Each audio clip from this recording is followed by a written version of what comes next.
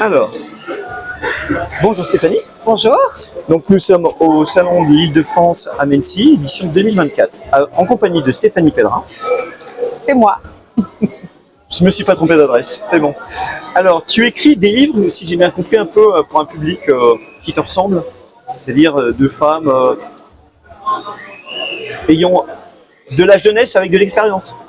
Alors en fait, malheureusement, on constate que mes lectrices, donc forcément, sont des femmes. Ouais. Et pourtant, non, je pense que j'écris pour toutes les personnes qui ont envie d'histoires optimistes, d'histoires pleines d'amour, mais aussi qui ont envie de réfléchir au sujet de société actuel. Par exemple, Eh bien, écoute, dans celui-ci, tu vois, pas de Noël sans mon chat. Pas de Noël sans mon chat. Malgré la couverture toute rigolote et qui donne un aspect purement festif, eh bien, je parle des violences faites aux femmes. Ok. Par exemple. Ouais. Dans celui-ci, qui s'appelle donc Le monde entier est une possibilité, qui est une histoire d'amour, de reconstruction, il y a un sujet de société qui est caché, donc comme c'est, enfin, toute l'écriture repose là-dessus, mais en fait on parle quand même des préjugés dans la société. Donc il y a toujours quelque chose. Dans celui-ci, alors que j'ai coécrit, il y a plusieurs thèmes. Il y a la question de l'infidélité, il y a la question de l'amour chez les personnes âgées et de la perte d'autonomie. En fait, il y a toujours, et c'est souvent le cas dans ce qu'on appelle la littérature populaire, une volonté derrière le rire, l'optimisme, malgré tout d'aborder des sujets, comment dire, sensibles, des sujets de société, et pour une raison qui est peut-être, je sais pas, le rose, le bleu sur les couvertures, on a davantage de femmes qui s'y arrêtent que d'hommes. Bah, disons que oui, vu de l'extérieur, je me sens pas comme le principal public visé. Et pourtant, finalement, qui a décidé que le rose devait être une couleur pour les hommes ou pour les femmes? Peut-être les femmes qui portent du rose. Peut-être. Oui, non, mais après, on connaît un peu les codes, on sait que s'il y a du rose sur la couverture, on vise un public féminin. C'est-à-dire que c'est Alors, pas on vise un public féminin parce que, hormis dans le polar et le thriller, finalement, ce sont surtout les femmes qui achètent des livres. C'est vrai. Et la science-fiction aussi, c'est les hommes. C'est vrai aussi.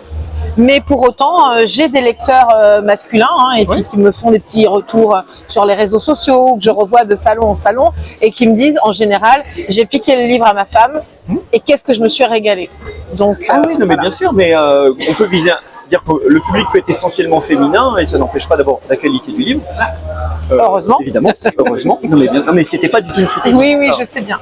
Et c'est juste que, effectivement, extérieurement, on sent que c'est plus un public féminin qui est visé.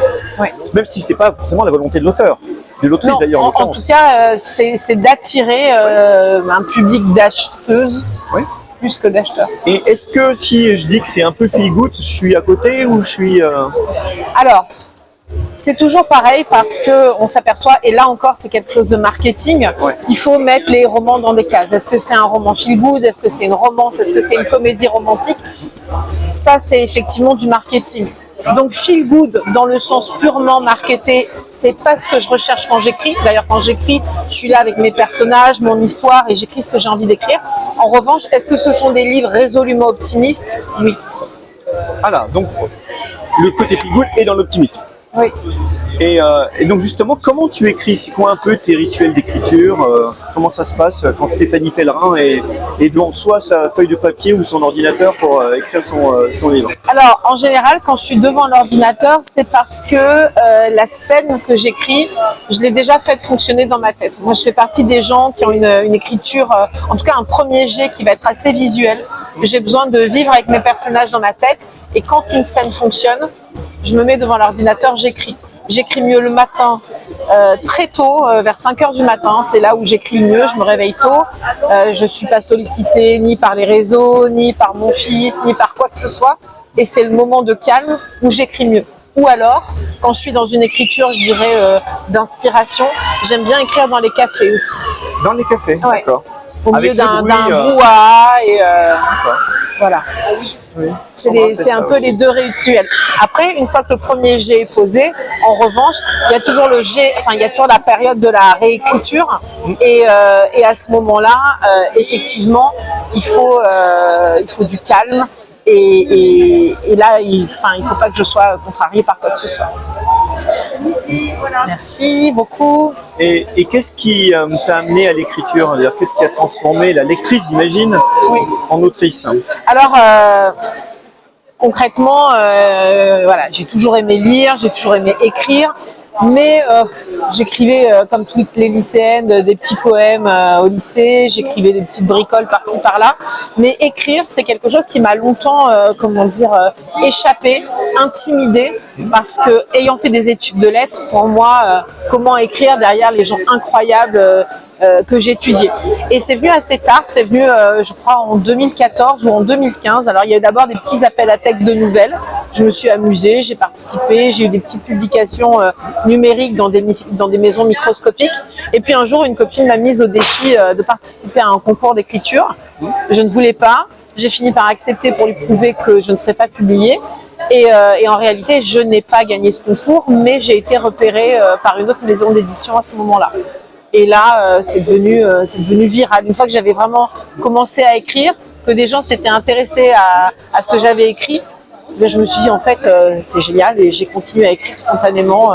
C'est devenu maintenant, ça fait partie intégrante de ma vie. Alors, et tes auteurs fétiches, ça serait qui? Alors, dans les auteurs morts, Zola, dont j'ai tout lu un nombre incroyable de fois. Dans les auteurs contemporains, je lis beaucoup de polars, de thrillers, et je crois que mon auteur préféré actuel, c'est sans doute Fred Mars, dont j'aime beaucoup les écrits.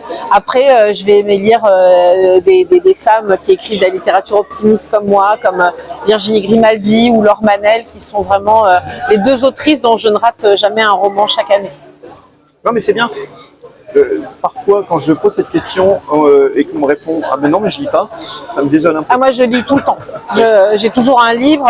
Et ce que j'aime, c'est lire des choses très variées parce que j'ai besoin de me nourrir de tout un tas de choses. Quand j'écris moi purement, d'ailleurs, je lis plutôt du thriller ou du polar parce que ça sort complètement de ce que j'écris pour pas être en interférence. Là, je vais rentrer dans une phase de correction. J'ai rendu le gros de mon manuscrit. Ah, là, justement je vais lire. Voilà.